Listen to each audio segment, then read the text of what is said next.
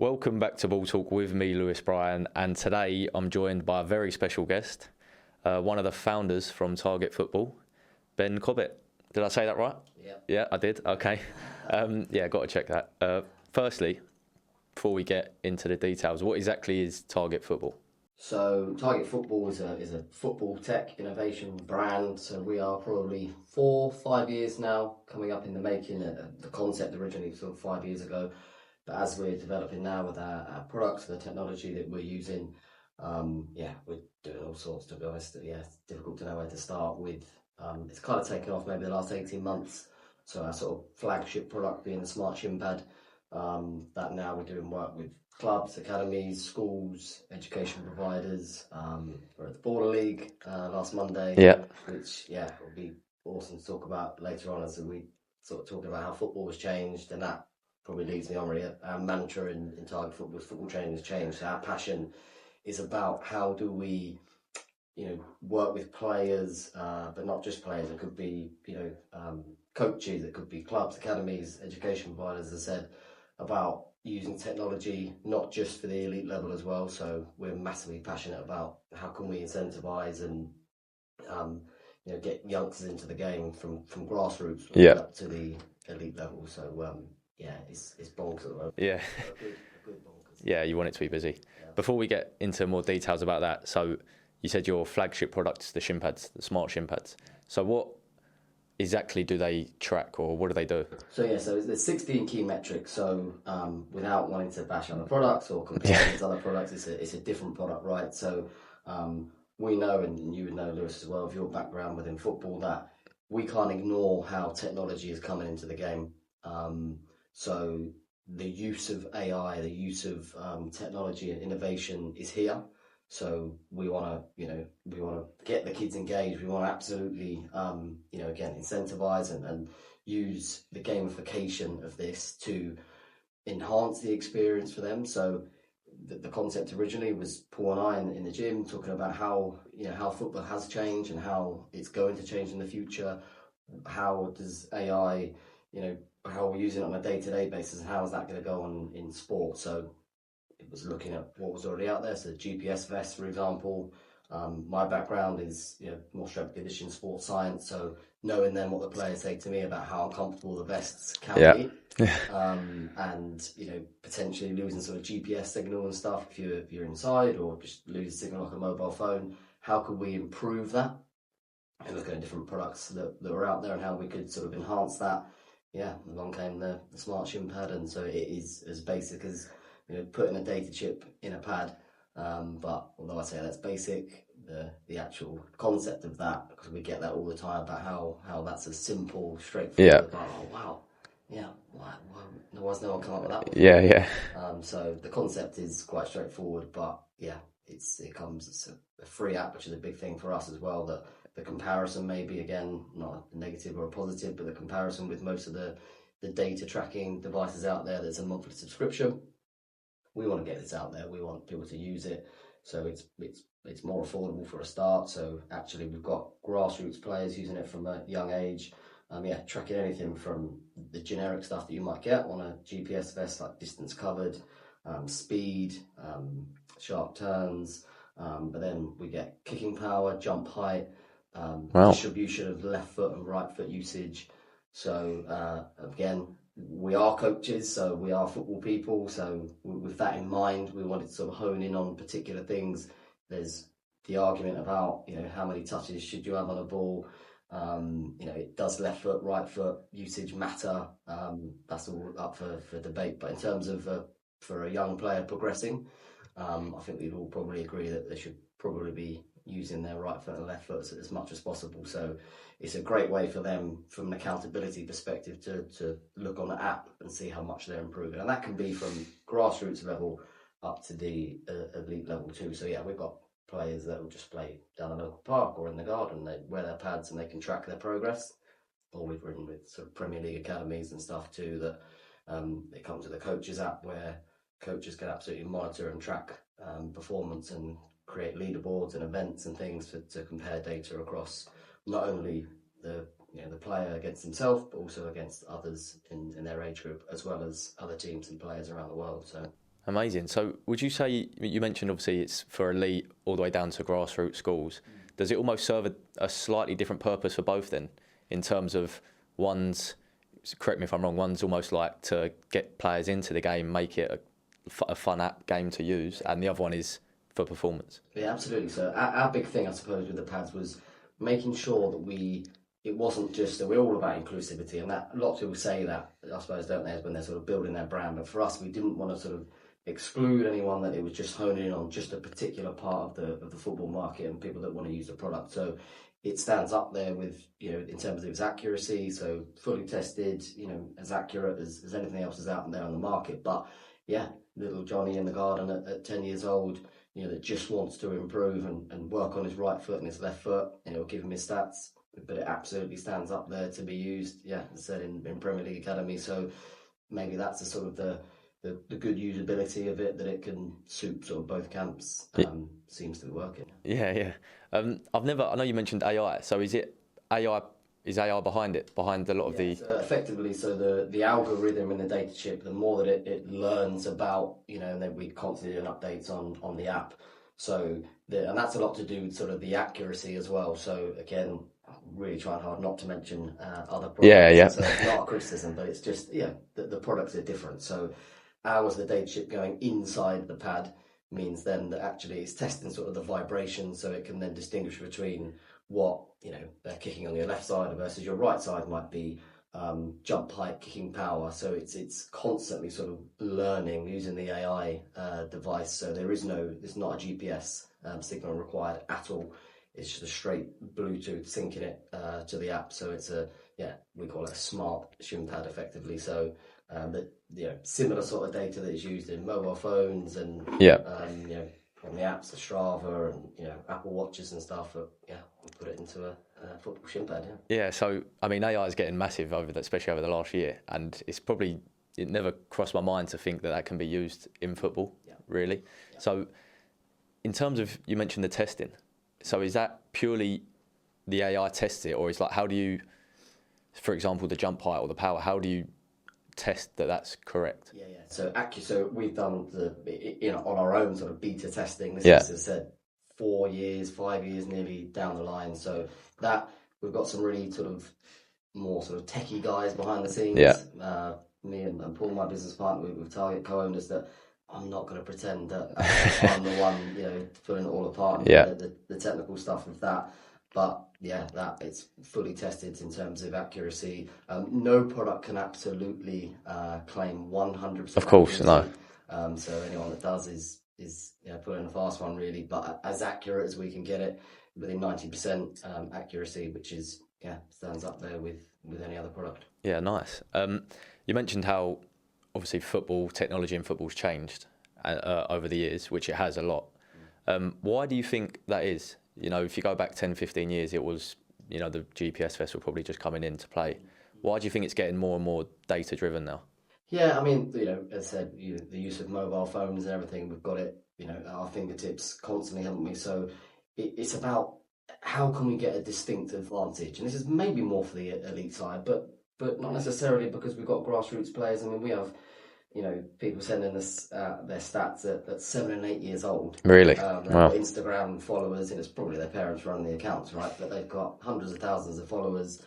So kids of a young age are just embracing technology from a young age. Now, Paul and I, again, we had the discussion early on about not wanting to fight against that. How can we actually combine technology, the gamified approach, football? How can we combine that all together, rather than saying little Johnny needs to get off his Xbox? He's, why has he got a mobile phone at 10, 11 years old? Well, how about we can combine all of that? How can we make it more of a gamified FIFA-style experiment for them? So it really is them in a computer game. And again, whether that is at 10 years old, just going in the garden and improving his performance, or he's on trial at Crystal Palace next week, and they're going to use his data to compare him against, other under 15s or whatever. It can absolutely hold its own. And that I think that parents these days, we can resist it as much as we want. Yeah. But it's out there, right? So maybe in some ways, and again, this is not a criticism of going into clubs and stuff, there's still a bit of a resistance. So I worked with a Premier League club and still see players on a one-to-one basis, and there's still this like, oh, I'm a coach, I can see with my eyes. Yeah. I don't need data, but it's out there, right? So as you said, heart rate data, that's 25 years, and then moved on to GPS loadings and stuff, and now we're on to smart shin pads. It's here. So data tracking, using AI is absolutely here. How we embrace it or how we use that and utilize it to improve, and increase enjoyment and improve performance, it's here. We still see a bit of resistance at the elite level, to be honest, and that, if I look back when I was working at a club, new products coming in, you were slightly concerned about, is this going to not take my job away, but is this going to be a threat to us? And it's not. It's for clubs. It's to embrace this. How can they use it to improve performance? How can they keep this new, young, hungry generation really infused? And the feedback for the most part is positive. Just on the what you mentioned about the kids, like modern day, they're all on their phones, and it's almost like a bit of a concern for parents to try and get them outside or get them off. So it seems like it's almost the perfect, away from the performance side, the perfect product for parents to sort of combine two worlds and sort of translate that into what they want. Yeah, that's basically the feedback that we get. Is like, constantly trying to get him off his phone, but we'll compromise with that. There's a lot of parents that are, really want their Lewis to be a pro, right? So what do we need to he already does his one-to-ones, he already does his club work. What other tools are out there that could potentially have a performance-enhancing improvement? If that means then that there's a compromise with using technology, and that helps that gamified experience that is then fun for kids, I mean, it's a win-win, isn't it? Yeah. What do you see? We sort of spoke about the past and sort of what you mentioned about the sort of pushback certain clubs are giving at the moment. What do you see the sort of next 5-10 years of technology? Do you think it probably will, but do you think it can go even further? Yeah, absolutely. So AI, we already got, plans for us. So this is, for us, is very much about proving concept and getting this out there. We still think this is pretty early on. So we still think, actually, we know that technology and data tracking and stuff is here. But then if you look in other countries or other continents, America is, with all the, baseball or American football and basketball, how they utilize technology there, that's only going to come further in. So yeah, we have other products which, can't divulge exactly, but some of that includes AI analysis of footage of football matches, which will break down not just, so we all know about Opta back in the day and how that can break down and watch Champions League, and it'll give you those stats. But we're not just talking about team analysis, we're talking about individual player analysis based on footage. Yeah. So that doesn't even include wearing, so it's not a wearable product like a shin pad or a strap on your boot or a GPS vest. This is purely based on video footage and analysis of down to number sevens, pass completion, aerial duels won, shots on goal, crosses in the box, and it will give an individual, so obviously 22 players on the pitch, individual analysis. So this is ready. This is coming. So we think it's exciting, and how clubs, we've got lots of interest from clubs already, but how clubs and coaches embrace this. Again, it shouldn't necessarily be a threat to analysis at all. It will need human interpretation to a point, because as we all know, data for data, we could have had 200 different data points on the shin pads, for example. Yeah. But when do you start, or where do you, actually say, well, what does that mean? And one of the things that Paul and I often talk about, Berbatov scored a hat-trick from Bulgaria, 20 years ago, but covered like 6 or 7 kilometres. When the average is 10 to 12. And so people would say, he hasn't covered enough distance, he scored 3 goals. So there's context with it. There's got to be context, and which is why, again, sort of people maybe more in my background in sports science and things, that it will still need human interpretation. It will still need the context behind it. Teddy Sheringham back in the day was one of the players that I would always look up to. He didn't need to move. He was, which goes back again to the amount of touches that a player has on the ball. Teddy Sheringham probably need 1 or 2 to shift it quickly, whereas Messi would have more touches on the ball. So again, you're exactly right. It's context is needed around all of this. Yeah. I imagine, like you said, with the pushback, some people or some players may think that sometimes too much information can be, to a player, let's say, can be like, when is it too much? What would you do you think there is like, do you think it's essential, or do you think there is a point where it gets too much for a player? Because obviously with the coaches, I can understand them getting all the information and then drip feeding it to certain players to what they need to know. But do you think it can be too much for a player or not? I think it could be too much for a player. So we've really tried, these 16 key metrics that we've honed in on, and we've tried to make it a real sort of simplified visual experience for that very reason, because we've seen some of the apps, and again, stop saying it, but not criticism, but just a comparison of some of their apps looking like a trading screen. So I'm a sports scientist, and I would struggle to get my head around, and there can be real benefits to using things like heat maps and stuff, but where do you stop and start, and where are we going to get most bang for our buck with the data and with the stats? But I think that can be overloaded, and maybe actually that some coaches could be making decisions, and we hear this too, of but he covered a large distance for them, so and so, for example, he must be a better central midfielder. We haven't even spoken his technical. So which is another reason for us wanting to include some technical data with the pads. So left foot and right foot usage, kicking power, jump height, because they're still key indicators for some technical elements rather than just physiological. We all know that the game has changed, and you've got to be an athletic animal now, haven't you, to survive in the Premier League and even lower down. We've seen some games at League Two and even in the Conference, and you've got to be an athlete now. So, but overloading data for data's sake, I think there's a potential danger of that, because you can get just drunk in the data and lost in going back to coaches that say, well, I've got my eye, that's enough. Or we would argue it may not be enough, and this could enhance a real good sort of coaching eye. But I think there is a danger of doing too much.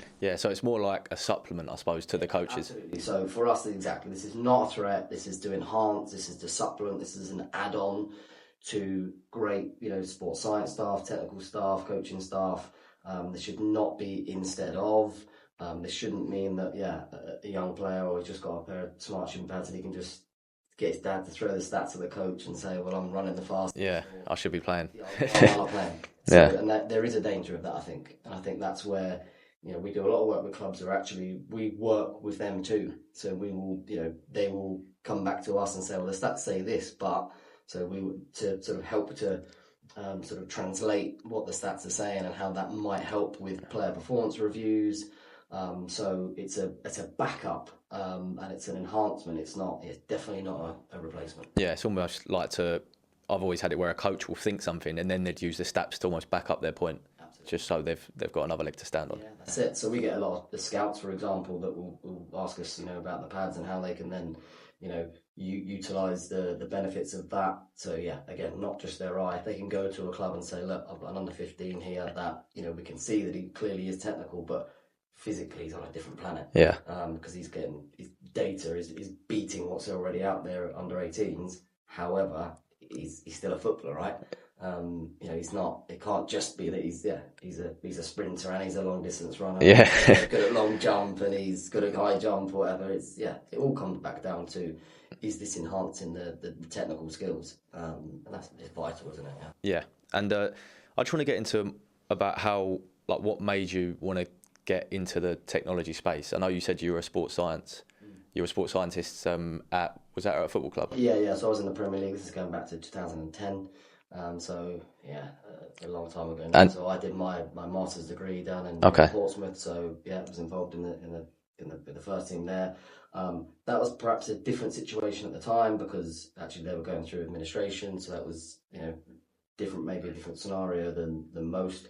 But I could see there that products were being utilised already, and that's 15 years ago. Wow. What sort of products was around then? So it was heart rate data and stuff that was coming through there. GPS was starting to come through. They were quite innovative, to be fair there. But even stuff with the physiotherapists were using in terms of loading, going in the gym, and they were able to monitor jump height and and power derivatives and stuff there.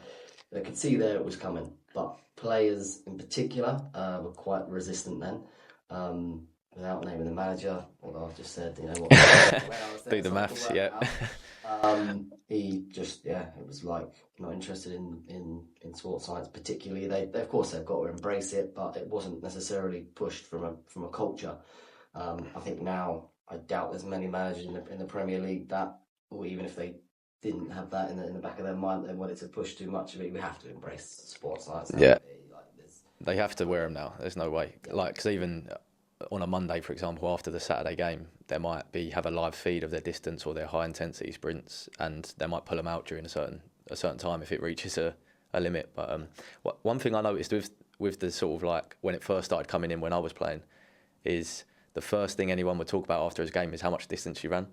So I suppose that is going back to what we said before, how just learn into how to interpret it properly and what its meanings are. Yeah, absolutely. So we would have things where you'd see total distance covered, but we'd be able to then clip back and you'd see players that, and this sounds ridiculous, but this absolutely happened, that someone's gone down injured and there'd be a player not necessarily sprinting up and down the pitch. Yeah.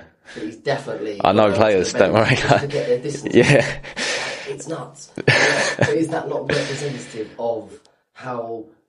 Again, there is a bit of an obsession, but a focus on data. Yeah. The other one we had, which I'm just not going to say the name, but a famous story that heart rate, belts were given for pre-season programs, and it came back and the average heart rate was like 300 beats per minute. So and the story goes that he put it on his dog. No. Wow. Just run the dog around. So, that's another one compared to your dog's eating your homework. Your dog's done your work. His dog literally did his season plan for him. So, that how it's evolved. Again, that's why you wanted to get into it. Yeah. So we know this is absolutely current. We first and foremost we believe in it, right? So this is not just for us, and it's easy for people to say this, but we're football people. We have football backgrounds. Paul Cohen with me is perhaps more of a grassroots, but like massively well connected South Asian pathways, and we've done some really cool stuff with Arsenal on that. So there's other parts of the brand where we're really passionate about giving opportunities to youngsters, which sort of tapped into some of the work we do with our education partners too. So part of the Smart Shin Pad as a product of Target Football. That's a part of the sort of bigger sort of jigsaw puzzle for us, and for us utilising technology and being seen as a bit of a pioneer and innovator in the space. It's not necessarily for us to say that we're the best out there. We're here to disrupt things, but again, our big thing is football training has changed.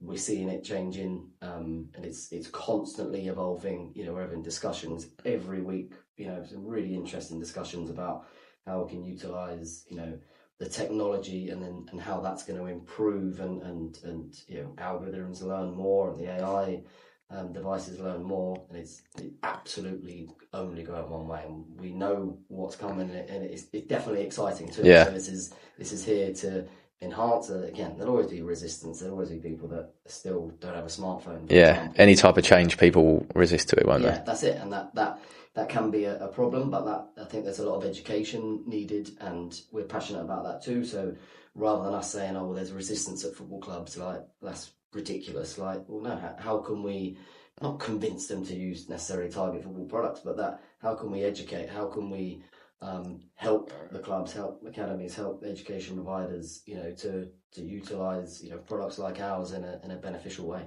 Yeah, and you mentioned your sort of, you're in loads of different areas with it, like you said, elite, grassroots, and you mentioned Baller League, which is, I suppose, another thing that's come through that's had maybe a bit of resistance. What was your involvement with that?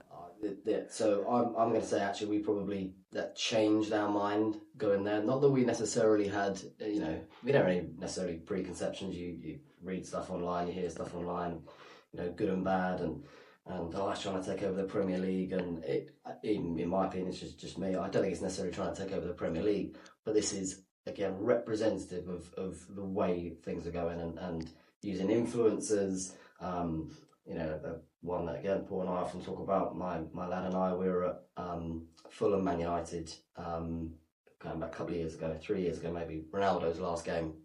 Okay, yeah. And he didn't actually, he didn't travel in the end. It happens, but anyway, people thought Ronaldo was coming out. So suddenly all the players coming through, everyone trying to get autographs. United players, someone comes out of another entrance, gets back to get into a blacked out Mercedes. It was eye show speed. Everyone leaves where the United bus is coming out to go across to see this eye show speed. Like, this was 2 or 3 years ago. Yeah. Like, what is going on? This is ridiculous to me. But I'm 42 years old. It's not.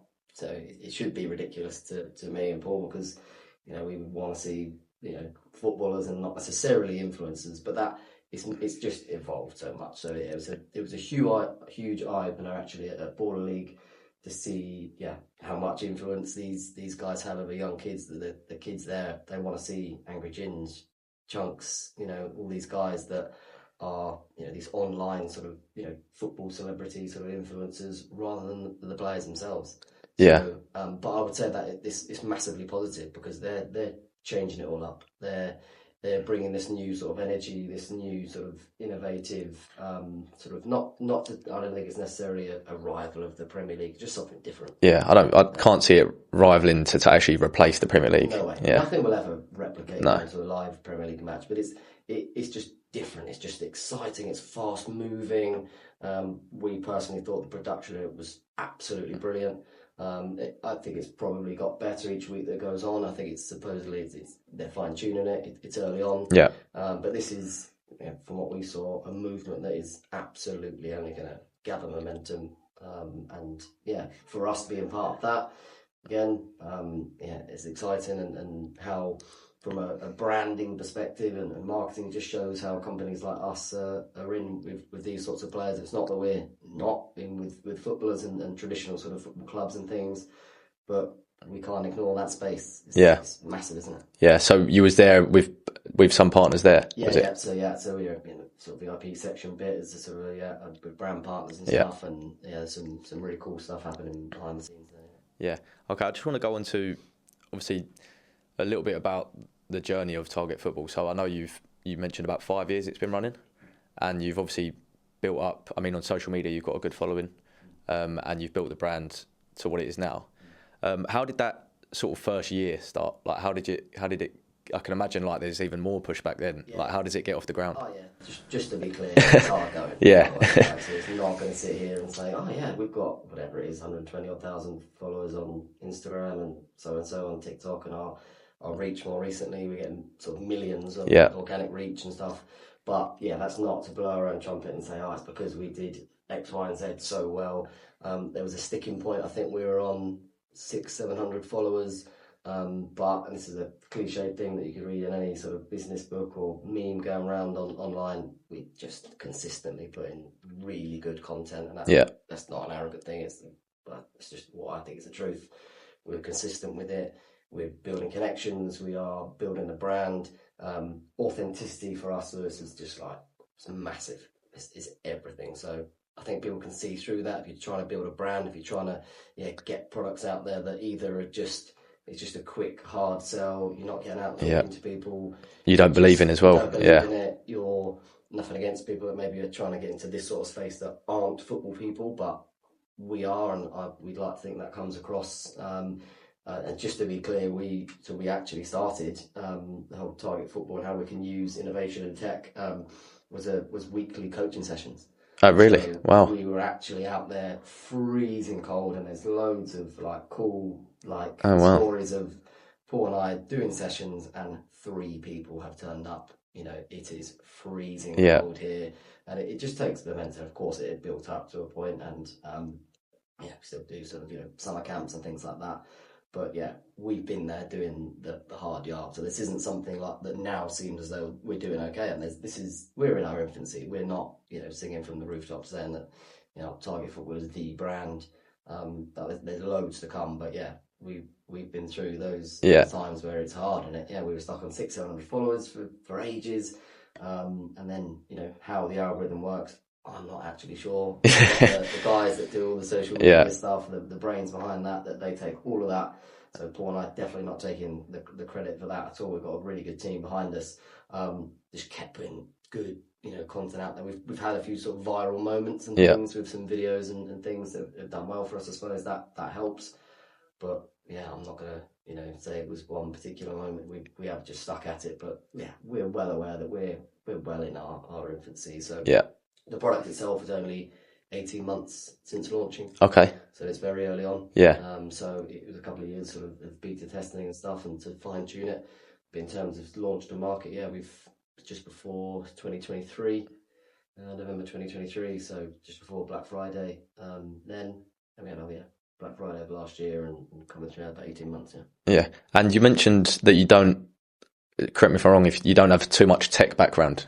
This is quite a funny story here. Because I'm just curious how you have no tech background and go into tech. So you just get good people behind it as well. So just being honest, so my it's not that we're not particularly intelligent or anything like that, but Paul and I sometimes like trying to get me onto Outlook and all that. Oh, it's an absolute nightmare.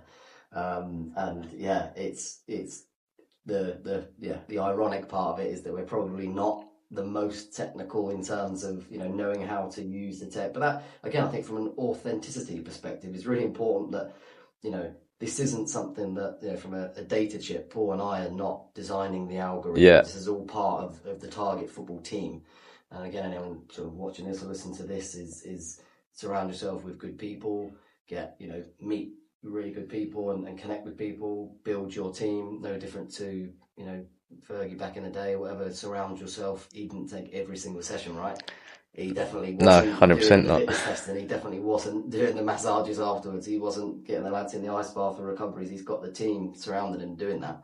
And it's similar to Paul and I that we're not. No way can we take the credit. And the irony being that we're not the most technological sort of guys, but in terms of sort of driving the brand forward and knowing the intricacies of our products, we're bang on that. But not being particularly sort of technical ourselves with the sort of background stuff to it is not necessarily our strength. Yeah, you have to surround yourself with good people, 100%. Who's you mentioned Arsenal, and I know you've been in talks with Crystal Palace. Who's already using it that are maybe from schools to elite level? We've probably got to be a bit careful because signing NDAs, some of the football. I can, yeah. So probably won't mention too many of the names there. That's always an interesting one too for us because there may be clubs, for example, that are using it that maybe have agreements and stuff with from a branding. That was a big thing for us as well, was having some of these discussions with clubs that want to use the product, and we're well aware that it's big money to then be associated and use their branding, and absolutely rightly so. But for them to still want to use our product and not necessarily want it for free, they really love the product is massive for us. In time, do we then dine out and using their name and the branding? Maybe, but maybe not. We're just as passionate about grassroots teams, our local teams around us, Fleet Town, Badshot Lee, sort of lower league, sort of real grassroots teams using it as much as we are, with big academic institutions. Paul and I, we went to Chicago in January for the US Soccer Coaches Federation. Oh, nice. That was an absolute game changer for us to see how different and how responsive in a slightly more positive way maybe than we necessarily always get here. America is another different market completely.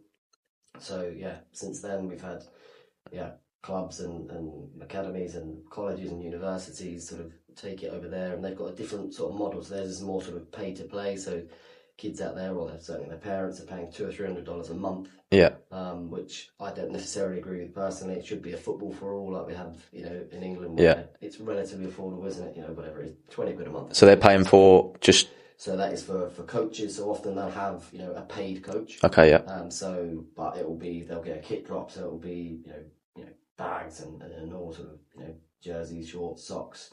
But for us, is how can we then sort of the shin pad goes in as part of that. Okay, got you. The coach wants to see player improvement, but just as importantly, the parent, they're paying a lot of money. Yeah. So this gives objective, and that's the key to it. It's objective feedback, it's objective data that actually says it's telling you that, you know, he's improving. Yeah. So technically, you know, we can see it. And obviously, you'd hope, obviously, the coach would say, look, this is what he's improving on.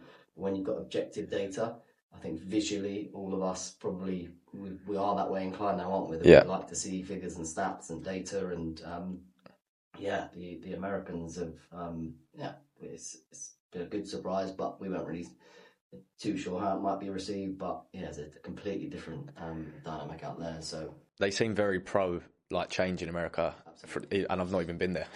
But just like even any sort of business, they love to see new innovation and change. Yeah, and that's it. And it's the land of opportunity. It's like, you know, the big dream can happen. The cultural difference with talking to coaches, again, it's not a negative. You know, I don't personally agree with sort of having to charge so much money for a kid to play football, because you'll get lots of kids, you know, families there where they can't afford for their son or daughter to play football, so that's it. So they can't be part of a program because they don't have $200 or $300 spare. Yeah. So they just won't play. You can't be part. You know, you can play on the streets, but you're never going to be part of the team. We're never going to get coaching unless you pay the big money. It's insane, isn't it? Yeah. This was a massive sort of alarm bell for us. So that's their system. So from us, it's, you know, I suppose commercially, it's a different situation than it is, you know, when we're having conversations with clubs and things here, that it's a different sort of buy-in. But out there, the whole American dream. So that's a key market for us sort of moving forward, and we have a roadmap where Target Football is going. You know, but there are going to be nice little surprises along the way. The fact that Target Football is now global. We have teams in Australia using it, Saudi Arabian teams now. We had a good conversation with there, an order from there last week. So it's tech and data is out there. It's global. So yeah, it's cool. Yeah. So I'm just wondering. So the shin pads released a few years after the company started, was it? The smart shin pads? Our original sort of concept of Target Football would have been 5 years ago, a chat in the gym.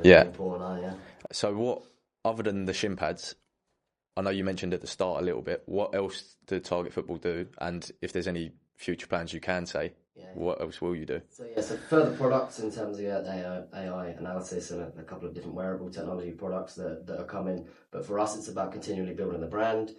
We also have a podcast, and we're sort of 5 or 6 episodes in to that, and that'll be released over the coming months, and you'll return the favour for us. Yes. Get back on that, mate. So that's a big thing for us in terms of, you know, building awareness and building the brand. How this evolves with connecting, you know, with things like Baller League and celebrities and influencers and pros and stuff is awesome. But the education side is going to be a key one for us. So working with that sort of 16 to 18s, some really sort of interesting and fascinating directions there about how we can implement tech and sort of football centres throughout the country and education, you know, with sort of thousands of students that are doing that sort of 16 to 18. Is it higher education or further education? Further education, one of them. 16 to 18, and how we can get them involved. And that might be then about providing opportunities for routes through for them for work.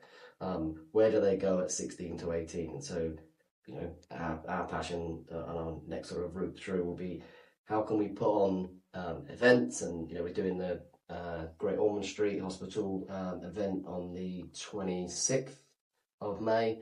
That's the day before bank holiday, 25th. I think Sunday 25th. 25th. 25th on that. So yeah, if this goes out before then, plug for those guys. Yeah. It's an awesome event, obviously a massive charity close to our hearts as well. So we're absolutely behind those guys. So we do a lot of these sort of charity events and stuff where we provide support, take our equipment and stuff as well, and support those guys. Sorry, what's going on the event? Yeah, Sunday the 25th of May is at AFC Wimbledon. So yeah, I think it's been released now that Eden Hazard is playing. And they got some big names again from, you know, social media influencers and celebrities and stuff. So that there it's a massive day for them, and a huge sort of fundraising thing. So lots of different initiatives like that for us. It's not just about promo for the brand. Again, as I said to you earlier, about authenticity. Like, you can all put a social media post saying, "Oh yeah, we're about inclusion and diversity, and, you know, we support charitable causes." Like, get out there and do it. Prove it, yeah. Prove it, show it, actually put, hours in and get behind that. Because I think that in the good and bad of social media, we can see through a bit of that when it perhaps isn't authentic, maybe from brands. And again, for us, it's of course, yes, it's about developing the brand. It's a business. But if you're going to get behind this properly, then you've got to get yourself out there. You've got to get behind what you believe, and helping to educate youngsters and being part of that, helping with charitable causes that are genuinely close to our heart, is vital for Paul and I as people. And if that then helps to sort of promote the brand, fine. Yeah. But again, it's all about staying true to yourself and what your beliefs are. And we really hope that does come across with Target Football. Yeah, I think just speaking to you now, the authenticity really comes across anyway, just from speaking to you for half an hour, 45 minutes. So, you're doing a good job on that. Well, I've got a box of your shin pads here, your smart shin pads. I'm just going to open these up. And I suppose if you wanted to explain what's sort of inside and what comes with it. Absolutely. So this is actually we started with a different box for us. This is sort of our latest product. So in terms of the box, so that there's a bit of a nicer box. You can put your keys, your mobile phone, and obviously zip it up so it stays nice and compact. So here are the actual data chips themselves. So the data chip. So it's got, it sounds obvious, but a left and a right. Yeah. That does matter, by the way. So actually, that is the algorithm will be designed based on the left and right. Usage, and it literally simply just clicks in, and it just pushes down. That clicks in. And the same on the other one. If you were wearing them, there's a little button on the top, and you've got to press turn them on. Yeah. But that all comes with the user guides. This is a cool little thing. You just scan that, and the user guide comes up. But it literally just slots into the pads. Now this is our newest one here, because this is a lot of feedback that we were getting about the Jack Grealish style pads, which are literally about that sort of size, aren't they? You don't worry anything about that, Lewis. No. I got injured too much. So the compromise is a smaller version, but for us, we've got kids using it, we've got adults using it, so there's the compromise in terms of the size. So all sort of, we have to have all the correct certification in terms of safety usage. So that is just neatly hidden. So you do not feel anything else. The data chip, you wouldn't know about it. As soon as you put the pads in and you turn them on effectively, that's it. They're just like a normal pair of shin pads. And then simply, so that activates them as soon as you press the button. You don't need to have your mobile phone on you at the time. You don't need to have any, like with the GPS systems and stuff, and anything around the pitch. You don't have to it's not connected to GPS. You just go straight to the app. Straight to the app. So afterwards, it doesn't need to be straight after the next time you're around your mobile phone. Yeah. Just literally press a button on the app to sync. It just draws the data across in like 30 seconds, less, 15, 20 seconds. Done. Amazing. So if anyone listening wants to go and read more or find out a bit more, where could they go? So our main social channels, I suppose, so Target Football UK, and that's on Facebook, TikTok, Instagram, and YouTube. We do a lot of that on the YouTube Shorts now. And then, for sort of further information regarding actually ordering, I suppose, is on the main website, which is www.target-football.com. Perfect. And the links to all them will be down in the description as well.